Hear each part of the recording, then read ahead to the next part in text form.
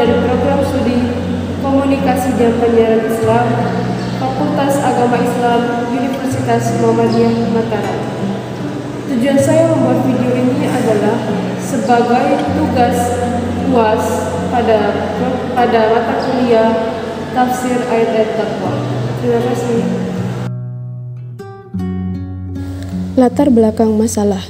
Al-Quran merupakan pedoman pertama dan utama bagi umat Islam.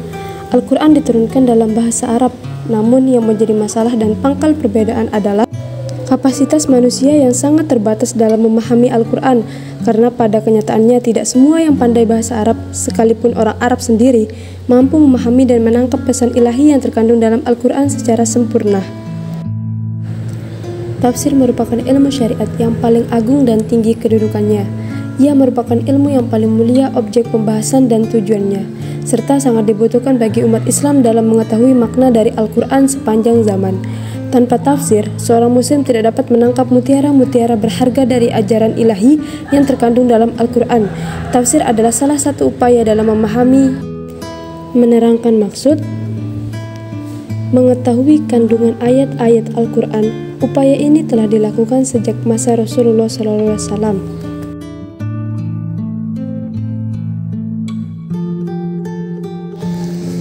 Tafsir surah An-Nahl ayat 36, Allah Subhanahu wa taala berfirman, A'udzu billahi minasy syaithanir rajim. Bismillahirrahmanirrahim. Walaqad ba'atsna fi kulli ummatin rasulan an i'budullaha wajtanibu taghuta faminhum man hadallahu wa minhum man haqqat alayhi dhalalah fasiru fil ardi fanzuru kaifa kana aqibatul mukazzibin.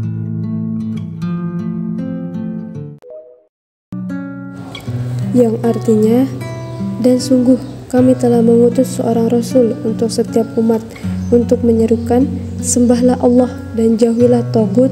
Kemudian di antara mereka ada yang diberi petunjuk oleh Allah Subhanahu wa taala dan ada pula yang tetap dalam kesesatan. Maka berjalanlah kamu di bumi dan perhatikanlah bagaimana kesudahan orang yang mendustakan Rasul-Rasul. Quran Surah An-Nahl Surah 16 ayat 36. Beberapa pelajaran yang dapat diambil dari ayat ini yaitu 1. Perintah untuk tidak beribadah selain kepada Allah. 2. Perintah untuk menjauhi syaitan dan sekutunya. 3. Dapat mengambil pelajaran pada setiap kesalahan yang pernah diperbuat oleh umat terdahulu dan tidak mengulanginya kembali. 4. Dan tidak mengingkarinya atau kafir. Asbabun nuzul turunnya surah An-Nahl ayat 35 berkaitan atau berkenaan dengan kondisi Nabi Muhammad SAW pada saat itu dan sedang berdakwah.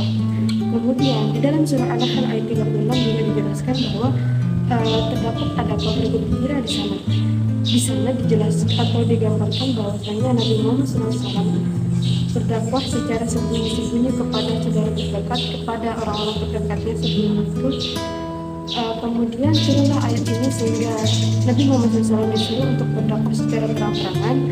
Dari sini kita melihat bahwa banyaknya atau silih bergantinya musibah-musibah yang dialami oleh Nabi Muhammad SAW pada saat mengajak atau berdakwah pada kaumnya pada saat itu. Namun di sana ada yang menolak dan ada juga yang menerima.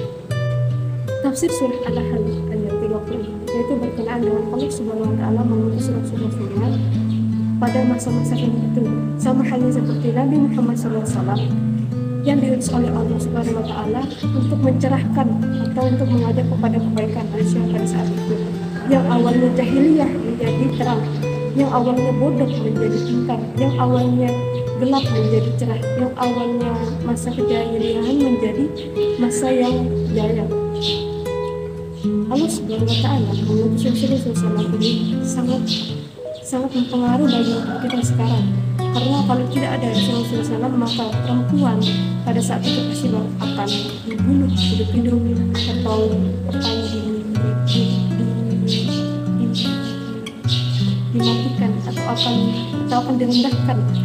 Namun adanya Rasulullah SAW ini mengangkat derajat manusia, mengangkat derajat perempuan, kemudian perempuan menjadi orang yang mulia. Mungkin cukup sekian materi yang bisa saya sampaikan, kurang lebih saya mohon maaf. Wabillahi taufiq wal hidayah. Wassalamualaikum warahmatullahi wabarakatuh. Terima kasih, thank you for watching.